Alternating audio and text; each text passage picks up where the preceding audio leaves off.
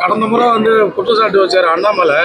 அவெல்லாம் சும்மா தெரியாது. அது பாலிஸ்டர்னு அதுக்கு தான் நாங்கள் வந்து இப்போ அதுல 13 பாலிஸ்டர்னு நம்ம கிடையாது. இந்த சொசைட்டிக்கு நம்ம கொடுக்குறோம்ல, காட்டன் வந்து விலை ஜாஸ்தி.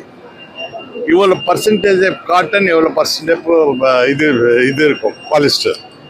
நானும் கொடுக்கறது இல்லை. அது கொடுத்துட்டான் கலக்குனா தப்பு பண்ணா அந்த சொசைட்டிக்காரன். அந்த மாதிரி போன வாட்டி தப்பு பண்ணவங்க 13 லட்சம் வேஸ்ட்டு நாங்கள் இது போட்டு இது பண்ணி நிறுத்தி வச்சுட்டோம். இப்போ எவ்வளோ கேட்டாங்க, அதை எடுக்கல.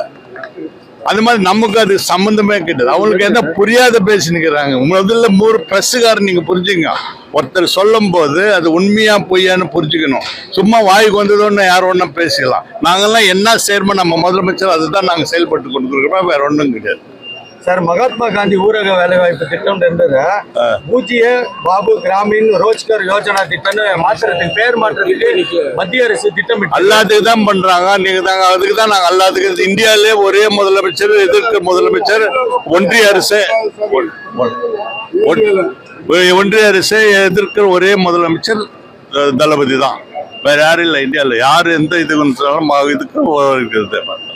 மாறி மாறி பாஜக மாநில தலைவர்கள் தமிழ்நாட்டை நோக்கி பயணத்தை மேற்கொள்றாங்க. யாரு பயணிச்சாலும் ஒன்றும் பண்ண முடியாது. அதுக்கு நம்ம என்ன பண்ண முடியும்? நீ போய் நிறுத்துறியா? நமக்கு அது சம்பந்தமே கிடையாது. அது அவங்க இன்வால்மெண்ட், அவங்க பண்றாங்க, அவங்க முயற்சி எடுக்கிறாங்க. நார்த் இந்தியாவில் பண்ண மாதிரி இங்கே நடக்காது, தமிழ்நாட்டில் நடக்காது. அது உங்களுக்கு தெரியும். அதுதான் நடக்குது. சார், இந்த தடவை போன தடவை விட வேலூர் சுகர் மில்ல அறுவை எவ்வளவு நம்ம நிர்ணயிச்சிருக்கணும்? இல்லை அதுதான் அதை விட இந்த வருஷம் அதிகமாகுமா? ஓ, நெல் இது கரும்பு. இது இன்னைக்கு அதிகமாக நான் சொன்னேன்ல, இவ்வளோ கெப்பாசிட்டி எவ்வளோ போன வருஷம் வந்து 1,25,000 தான் டன் வருது. அவ்வளோதான் கரும்பு வருது. இந்த வருஷம் அதுதான் அவங்க இப்போ போட்டுருக்காங்க. அந்த அளவுக்கு தான் வரும். கரும்பு விவசாயிகள் தொடர் கோரிக்கைகள் வந்து கரும்பினுடைய விலையை கொஞ்சம் ஏற்றணும். இல்லை, இப்போ ஏற்றி இப்போ கிட்டத்தட்ட 3,500 மேலே இப்போ வந்தாச்சு. இருந்தாலும் நெல்லுக்கு நல்ல இது.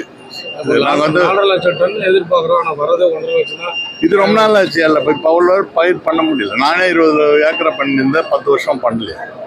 அந்த மாதிரி குறைஞ்சிருச்சு. அது இப்போ 3 மில் 2 மில் முடிச்சு ஒரே மில் தான் ஓடுது. நான் சென்ட்ரல் பேங்க் சேர்மனாக இருக்கிறது 3 மில்லு நம்ம கரும்பு உற்பத்தி அதிகப்படுத்துறதுக்கு விவசாயிகளுக்கு ஏதாவது அதெல்லாம் அரசு பார்க்குறேன்.